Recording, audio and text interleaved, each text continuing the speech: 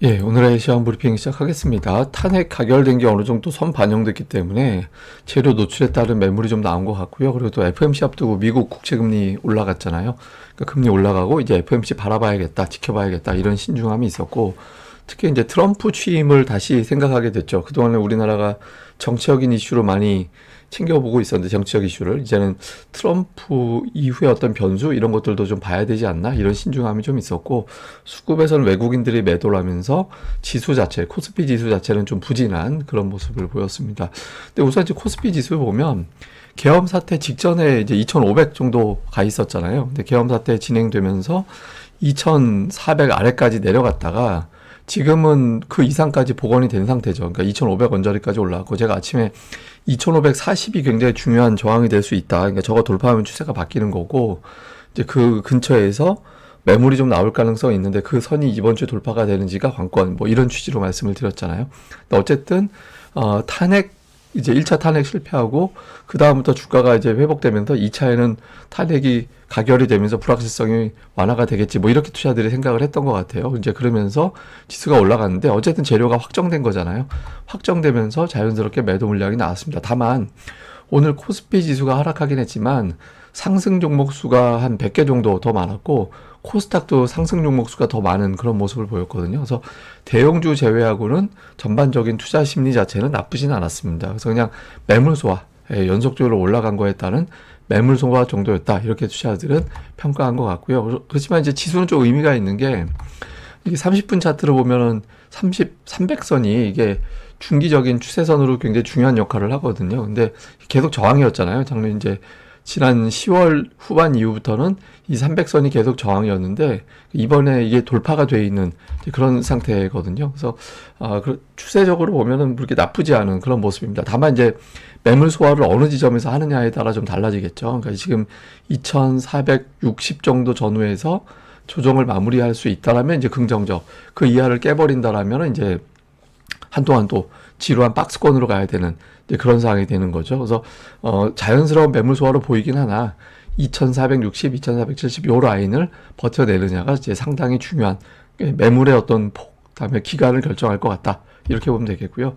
그리고 어쨌든 투자들은 지금 이제 FMC를 의식할 수밖에 없어요. 그러니까 이제 뭐 정치적인 뉴스는 이미 큰 피크는 지나갔다라고 봐야 되기 때문에 FMC를 봐야 되는데 10년물 국채금리가 4.4%까지 올라왔고, 금리 인하 전망은 내년도에 두 번만 할 것 같다. 일단 이번에 금리 인하는 유력하고 1월에 건너뛰고 3월, 그 다음에 그 이후에 또 하반기에 한 번, 이런 식으로 해서 내년도까지 이제 남은 금리 인하는 세 번, 내년도에는 두 번, 이 정도로 생각하고 있거든요. 그래서 연준이 이제 끝나고 나면 점도표 보여주잖아요. 점도표라는 거는 앞으로 금리 인하 몇 번 할게요 라고 찍어주는, 나는 이렇게 인하할 것으로 예상합니다 라고 연준 인사들이 찍는 건데, 그거상으로 세 번 이상, 내년도에 세 번 이상의 금리 인하가 찍히면 안도, 만약에 두 번 찍히면 좀 불안함, 그러니까 이렇게 시장에서 볼 거거든요. 그래서 그 결과 좀 보자, 그러니까 이런 신중함이 있었던 것 같고, 또 외신에서는 오늘 시장에 대해서 이렇게 평가를 합니다. 그러니까 지난주 탄핵이 가결되는 걸 염두하고 증시에 이미 반영이 됐었다. 그러니까 재료가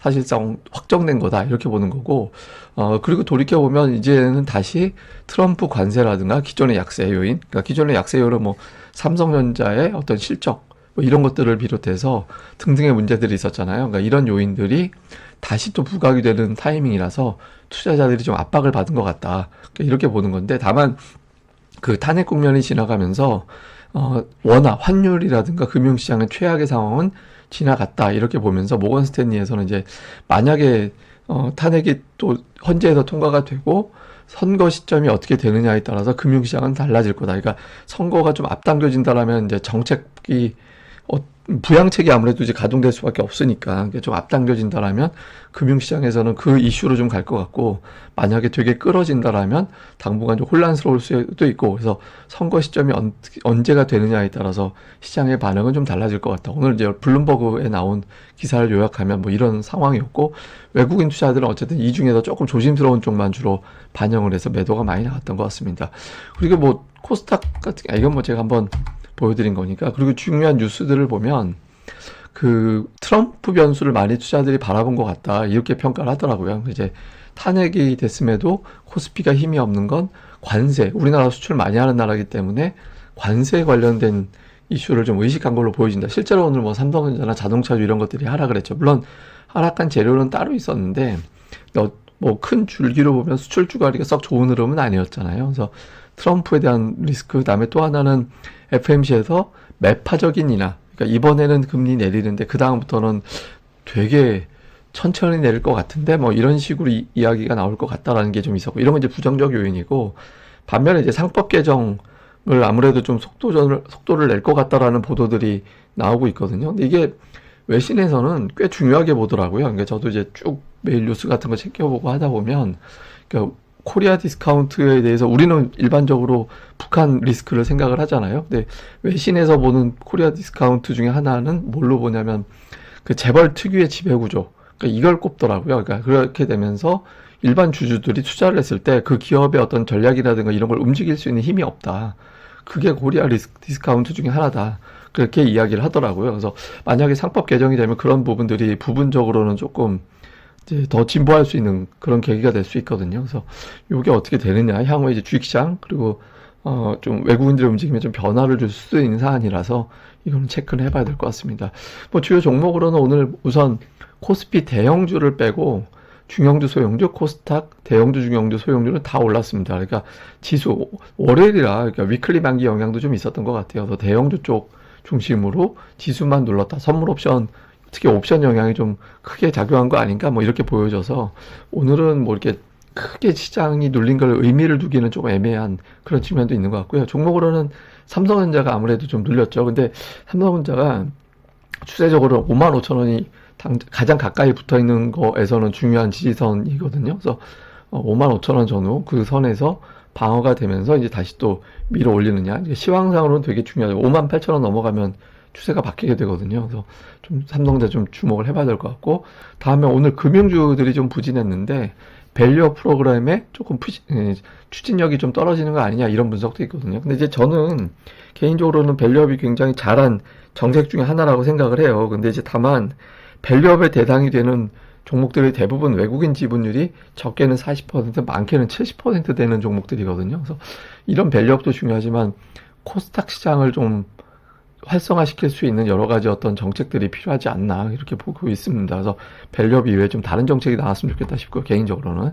그 다음에 이제 뭐 인공지능이라든가 자율주행이라든가 그러니까 이런 쪽에 들어가는 종목군들이 오늘 강세 보였거든요. 그러니까 테슬라 영향을 종목들이 좀 일부에서는 반영을 하고 있는 그런 모습도 특징적으로 나타났고, 알테오젠이 오늘 121선에서 막혔어요. 그러니까 제가 아침에 3대 업종, 그러니까 2차 전지, 제약바이오, 반도체 이 중에서 한두 개 정도는 올라가 줘야 시장이 그래도 추세가 괜찮구나라고 안도할 수 있다라고 말씀을 드렸잖아요. 오늘 반도체는 괜찮았는데 2차 전지 어정쩡, 그다음에 이제 제약주도 어정쩡 이렇게 됐죠. 근데 어쨌든 셋 중에서 돌아가면서 하나씩은 다 올라가 줘야 돼요, 매일.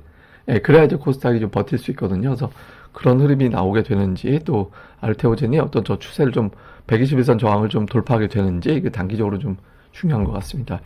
수급에서는 외국인들이 오늘 5천억 원 가까이 이제 매도를 했고, 그다음에 뭐 코스닥도 매도하고 선물도 팔고, 그러니까 뭐 전체적으로 좀 매도를 했는데 매도의 비중은 약간 늘었어요. 그러니까 장중에 29% 정도 맞췄다가 동시효과에 조금 더 늘어나서 31%, 31.8%까지 늘어났는데 매수 비중이 오늘 더 많이 줄었거든요.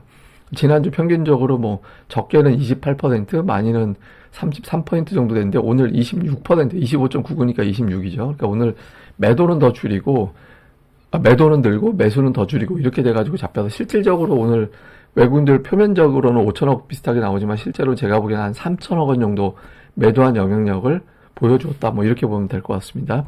종목으로는 삼성전자가 매도인데 1,700억. 그러니까 전체 매도의 3분의 1 정도? 그 정도가 삼성전자였거든요. 그리고 이제 자동차 매도를 했고, 그래서 외국인 투자들이 좀 삼성전자와 자동차 쪽에 이제 매도를 하는 것이 특징적인데, 근데 매수는 또 하이닉스를 매수를 했어요. 예, 2차 전지도 매수하고, 그러니까 뭐 카카오는 팔고 네이버는 사고, 그러니까 이런 형태, 그러니까 2차 전지 내에서도 종목별로 조금 엇갈리는 그런 움직임이 나타났거든요. 그래서 뭐 적극적인 매도보다는 그냥 종목별로 그냥 골라서 담거나 매수를 늦추거나 뭐 이런 형태가 됐다. 이렇게 보면 되겠고, 그다음에 기관 투자자들은 뭐 SK이노베이션, 삼성전자, 포스코홀딩스 뭐 이런 것들 매수가 들어가 있고, 매도는 이제 카카오. 예, 카카오가 이제 한동안 이게 이제 올라갈 때 카카오 실적 가지고 올라간 게 아니라 이제 정치 이슈 가지고 올라간 게 있었잖아요. 그래서 그런 부분들을 좀 덜어내는, 그러니까 그런 이슈로 올라갈 땐 단기성 자금이 더한 거니까 그런 걸 좀 덜어내는 그런 과정이 나타난 걸로 보여집니다.